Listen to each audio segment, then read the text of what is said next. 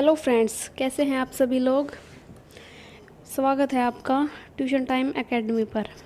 पिछली वीडियोस में हमने 5th चैप्टर कंप्लीट किया था, उसकी थ्योरी पढ़ी थी। आज हम उसके एक्सरसाइज के क्वेश्चन करने वाले हैं। तो 6th क्लास का साइंस का 5th चैप्टर के एक्सरसाइज के क्वेश्चन हम शुरू करते हैं। Question first, why do we need to separate different components of a mixture, give two example. ये कह रहा है कि वाई डू वी नीड, हमें ज़रूरत क्यों पड़ी, to separate different component of a mixture, एक मिश्रण के सेपरेट मतलब अलग करना, डिफरेंट मतलब भिन्न, कंपोनेंट्स मतलब अवयव, एक मिश्रण के अलग अलग अवयवों को हमें अलग करने की ज़रूरत क्यों पड़ी, गिव टू एग्जाम्पल। तो इसके दो उदाहरण देने हैं। तो आंसर है, बिफोर यूजिंग ए सब्सटेंस, किसी भी पदार्थ को यूज करने से पहले we need to separate harmful, harmful क्या होता है, हानिकारक, और नॉन यूजफुल, जो नॉन यूजफुल होता है जो चीज़ें हमारे यूज़ की ना हो, जो वेस्ट हो, सब्सटेंसेस पदार्थ, दैट में बी मिक्सड विद इट। तो ये कह रहा है कि किसी भी पदार्थ को यूज करने से पहले हमें उसमें से जो हानिकारक और बिना आवश्यकता वाली जो पदार्थ होते हैं उसके अंदर जो मिक्स हो रखे होते हैं उनको अलग करने की ज़रूरत होती है।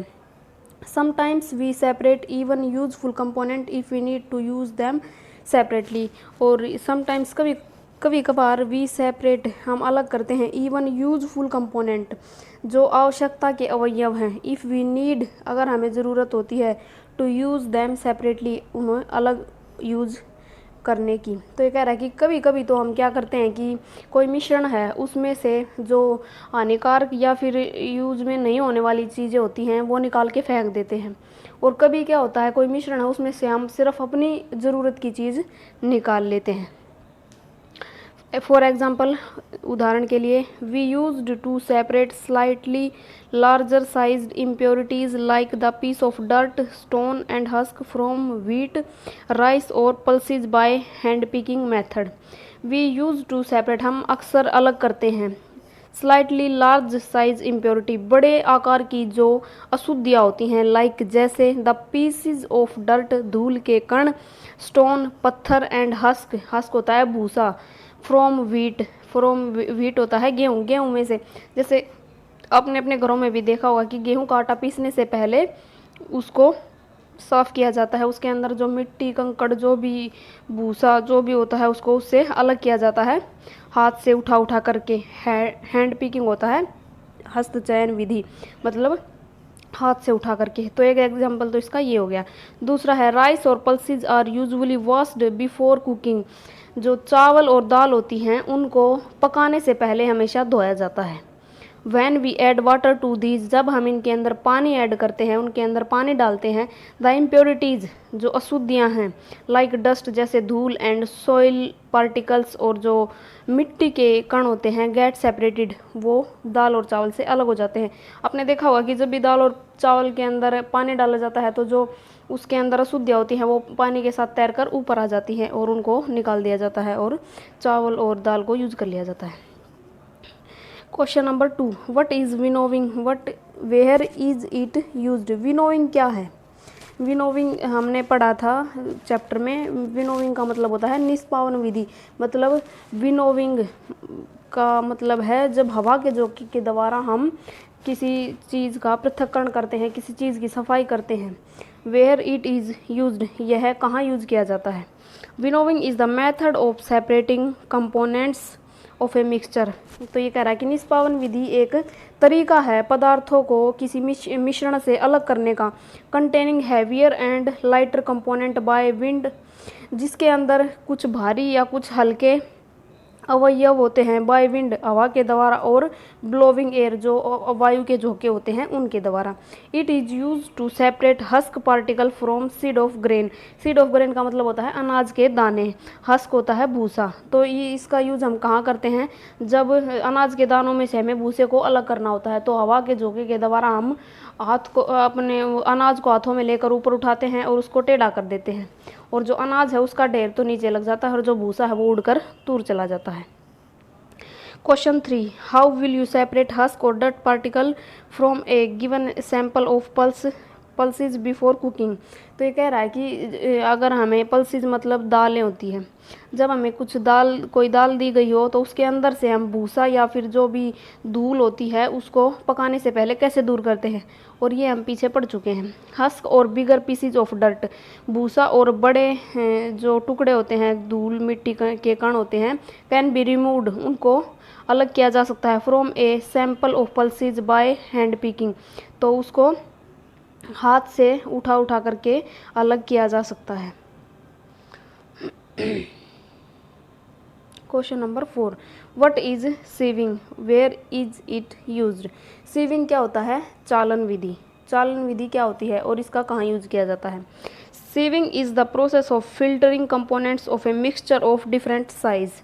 तो ये कह रहा है कि जो sieving is the process, sieving चालन विधि एक प्रक्रिया है, ऑफ फिल्टरिंग मतलब साफ करने की, कंपोनेंट्स ऑफ ए मिक्सचर एक मिश्रण के अवयवों को, ऑफ डिफरेंट साइज जिनका साइज अलग अलग हो। Sieving allows fine particles to pass through the holes of the सीव।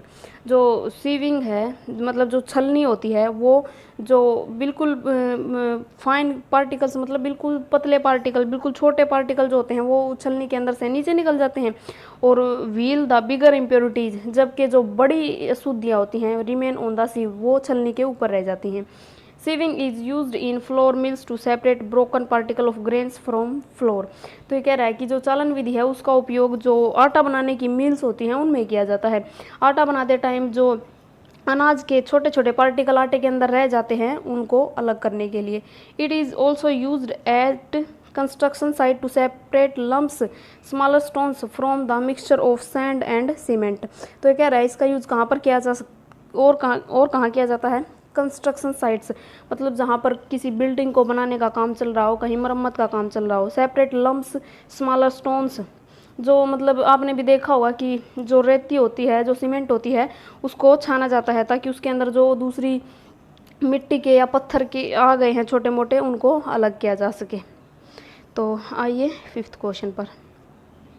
Question 5, how will you separate sand and water from their mixture. मतलब ये कह रहा है कि मिट्टी और पानी का अगर कोई मिश्रण है उसको आप कैसे अलग करेंगे। To separate sand and water, मिट्टी और पानी को अलग करने के लिए, फ्रॉम देयर मिक्सचर, उनके मिश्रण से, we follow the following step, हम ये कुछ चरण हैं जो फॉलो करेंगे। तो पहला चरण है leave mixture to stand undisturbed for some time in a container. तो ये कह रहा है कि लीव मिक्सचर मतलब मिश्रण है उसको रखो, टू स्टैंड अनडिस्टर्ब्ड, अनडिस्टर्ब्ड का मतलब होता है उसको कई देर तक छेड़े बिना, for some time in a container, किसी बर्तन के अंदर थोड़ी देर के लिए उसको बिना छेड़े रख दो एक side. Sand settles at the bottom of the container, जो मिट्टी है वो सेटल्स मतलब बैठ जाएगी, एट द बॉटम मतलब जो कंटेनर जो बर्तन हमने लिया है उसके तल में, बॉटम का मतलब होता है उसका तल। इट इज़ कॉल्ड सेडिमेंटेशन, तो यह कहलाता है सेडिमेंटेशन, इसका मतलब होता है आसवन विधि। Gently pour the water in another container called decantation, मतलब अब उसको क्या करिए, pour the water in another container, दूसरे बर्तन के अंदर अब उस पानी को निकाल लीजिए और वो मिट्टी है वो नीचे रह जाएगी। इस प्रक्रिया को कहते हैं डिसेंटेशन, इसको बोला जाता है निस्तारण विधि। We may also use filter paper to remove fine particle of sand called filtration। और अब जो हमने पानी अलग निकाला है, हो सकता है उसके अंदर छोटे मोटे पार्टिकल और रह गए हो मिट्टी के, तो उसको फिल्टर पेपर के अंदर डालिए, मतलब फिल्टर पेपर को शंकु का आकार का बनाइए और उसको किसी फनल में रखिए और उसके अंदर वो पानी डालिए, पानी नीचे चला जाएगा और जो छोटे मोटे पार्टिकल होंगे वो फिल्टर पेपर है उसके ऊपर रह जाएंगे। इस विधि को फिल्ट्रेशन कहा जाता है।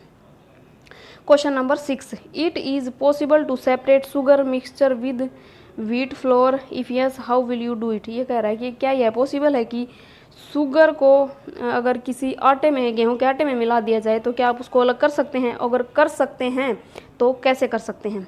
Yes, through sieving we can separate sugar mixed with wheat flour. तो ये कह रहा है कि यस, थ्रो सीविंग मतलब चालन विधि के द्वारा, वी कैन सेपरेट हम अलग कर सकते हैं, sugar mixed with wheat floor, अगर चीनी गेहूं के आटे के साथ मिक्स हो गई हो तो हम क्या करेंगे, छलनी के अंदर आटा डालेंगे, आटा छानेंगे, आटा छन के नीचे चला जाएगा और जो चीनी है वो ऊपर रह जाएगी। Question number 7, how would you obtain clear water from a sample of muddy water? आप एक गंदे पानी के अंदर से साफ पानी कैसे प्राप्त करेंगे? Answer, following step are required to obtain clear water from muddy water. ये कुछ चरण दिए गए हैं जिनके द्वारा आप गंदे पानी से साफ पानी प्राप्त कर सकते हैं। तो फर्स्ट है, allow muddy water to stand undisturbed in a container. जो गंदा पानी है उसको बिना डिस्टर्ब किए, बिना छेड़े किसी कंटेनर में एक साइड रख दीजिए।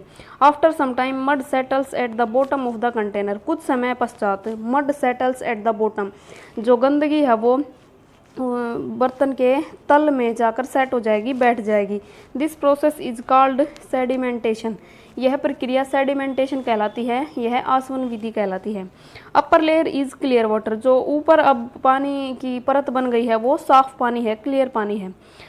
पोर the clear water gently in another container. अब बिल्कुल बिना उसको ज़्यादा हिलाए डुलाए जो पानी है उसको दूसरे अनदर कंटेनर, दूसरे बर्तन के अंदर निकाल लीजिए। This process is called decantation. और यह प्रक्रिया कहलाती है निस्तारण विधि। To remove finer impurities we can filter this water again. To remove finer impurities मतलब जो बिल्कुल छोटी अशुद्धियाँ उसके अंदर रह गई हैं उनको अलग करने के लिए, रिमूव करने के लिए we can filter this water, हम इस पानी को फिल्टर कर सकते हैं अगेन, दोबारा, with the help of filter paper. तो फिल्टर पेपर की सहायता से हम उसको फिल्टर कर सकते हैं। This process is called filtration. यह प्रक्रिया फिल्ट्रेशन कहलाती है। 8th question is fill up the blanks. ये जो खाली स्थान है ये भरने हैं। The method of separating seeds of paddy from its stalls is called threshing. ये कह रहा है कि जो किसी धान के, जैसे धान की जो फसल होती है उसके जो स्टॉल्स मतलब उसका जो डंठल होता है उस पर से, उसके ऊपर से जो धान के बीज होते हैं उनको अलग करने की प्रक्रिया को क्या कहते हैं? तो उसको थ्रेसिंग कहते हैं। इस ब्लैंक में आएगा threshing. When milk cooled after boiling. जब दूध गर्म उबलने के बाद ठंडा होता है। Is poured on to a piece of cloth, the cream is left behind on it. मतलब उसको फिर अगर किसी कपड़े में से छाना जाता है तो जो क्रीम होती है, जो उसकी मलाई होती है वो कपड़े के अंदर रह जाती है और दूध छन जाता है। The process of separating cream from milk मतलब यह प्रक्रिया जिसके द्वारा क्रीम को, मलाई को दूध से अलग किया गया है। इज एन एग्जाम्पल ऑफ, यह उदाहरण है फिल्ट्रेशन, फिल्ट्रेशन का एग्जाम्पल है।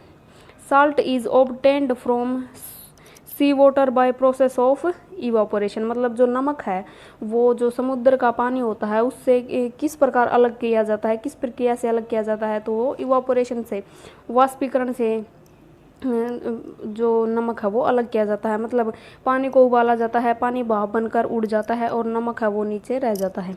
Impurities settled at the bottom. जो अशुद्धियाँ हैं वो तल में बैठ जाती हैं वह जब मडी वाटर वोज, जब गंदा पानी रखा जाता है। Kept overnight in a bucket, पूरी रात एक बाल्टी में रखा जाता है। The clear water was then poured off from the top. जो साफ पानी ऊपर रह जाता है उसको दूसरे बर्तन में निकाल लिया जाता है। द प्रोसेस ऑफ सेपरेशन, यह पृथक्करण की प्रक्रिया यूज्ड इन दिस एग्जाम्पल, इस उदाहरण में जो यूज हुई है, इज कॉल्ड डिसेंटेशन। ये डिसेंटेशन कहलाता है, ये निस्तारण कहलाता है। और ये जो शुरू में जो पानी को रखा गया और वो जो नीचे जो अशुद्धियाँ जो नीचे बैठ गई थी उसे सेडिमेंटेशन भी बोला जाता है। तो इसमें दोनों भी आ सकते हैं, सेडिमेंटेशन एंड डिसेंटेशन। अभी क्वेश्चन नंबर 9, ट्रू और फॉल्स। इनमें से बताना है कि क्या सत्य है और क्या असत्य है, क्या सही है और क्या गलत है। तो फर्स्ट देख लेते हैं। ए mixture of milk and water can be separated by filtration. जो दूध और पानी का कोई मिश्रण है क्या उसको फिल्ट्रेशन से अलग किया जा सकता है? मतलब अगर हम फिल्टर पेपर के अंदर से उसको छानेंगे तो क्या दूध और पानी वो अलग हो जाएगा? नहीं, तो यह फॉल्स हो जाएगा, गलत हो जाएगा। ए मिक्सचर ऑफ पाउडर्ड साल्ट, मतलब अगर नमक का पाउडर है एंड शुगर, चीनी, can be separated by process of winnowing. क्या हवा के झोंके की प्रक्रिया से, निष्पावन विधि से क्या नमक और चीनी को अलग किया जा सकता है? नहीं, वो दोनों ही साथ साथ उड़ जाएंगे, तो ये फॉल्स हो जाएगा।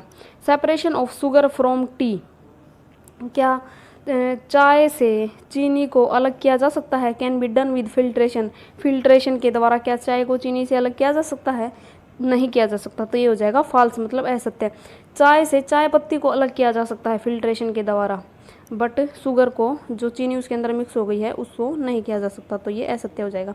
Grain and husk can be separated with the process of decantation, ये कह रहा है कि जो ग्रेन मतलब जो अनाज होता है और जो उसके अंदर भूसा होता है, क्या उसको डिसेंटेशन निस्तारण विधि से उनको अलग किया जा सकता है, नहीं, उनको अलग नहीं किया जा सकता, तो ये भी गलत हो जाएगा, असत्य हो जाएगा। Question number 10, lemonade is prepared by mixing lemon juice and sugar in water, जो लेमोनेड है वो तैयार किया जाता है जो पानी के अंदर नींबू का रस और चीनी मिलाकर। You wish to add ice, आप उसके अंदर बर्फ़ ऐड करना चाहते हैं, डालना चाहते हैं, टू कूल इट, उसको ठंडा करने के लिए। Should you add ice to the lemonade before और आफ्टर डिजोल्विंग शुगर, आपको जो आइस है वो उसके अंदर चीनी घोलने से पहले डालनी चाहिए या बाद में डालनी चाहिए। इन विच केस, कौन से केस में, would it be possible to dissolve more sugar, ज़्यादा जो चीनी घुलने की आशंका कौन से केस में है, पहले मतलब चीनी आपको पहले घोलनी है या आइस डालने के बाद घोलनी है। तो आंसर है we should add sugar before adding ice, मतलब हमें चीनी को पहले ऐड करना चाहिए, बिफोर एडिंग आइस, उसके अंदर बर्फ़ डालने से पहले।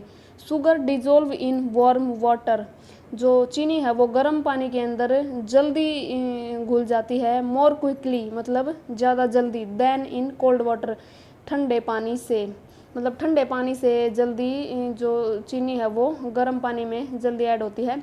We can dissolve more sugar, हम उसके अंदर ज़्यादा चीनी ऐड कर सकते हैं before mixing ice in water, मतलब पानी के अंदर बर्फ़ डालने से पहले। तो ये पूछ रहा है कि जब हमें, अगर जैसे नींबू पानी है, नींबू पानी हम बनाते हैं तो उसके अंदर हमें पहले चीनी घोलनी चाहिए बर्फ़ डालने से पहले। अगर पहले बर्फ़ डाल देंगे बाद में चीनी घोलेंगे तो वो आसानी से नहीं घुलेगी, काफ़ी टाइम लगेगा। आई होप आपको जो 10 के 10 क्वेश्चन हैं वो समझ में आ गए होंगे। अगर आपको वीडियो पसंद आई हो तो वीडियो को लाइक करें, शेयर करें और मेरे चैनल को सब्सक्राइब करें। चैनल का लिंक आपको डिस्क्रिप्शन बॉक्स में मिलेगा। तब तक के लिए थैंक यू।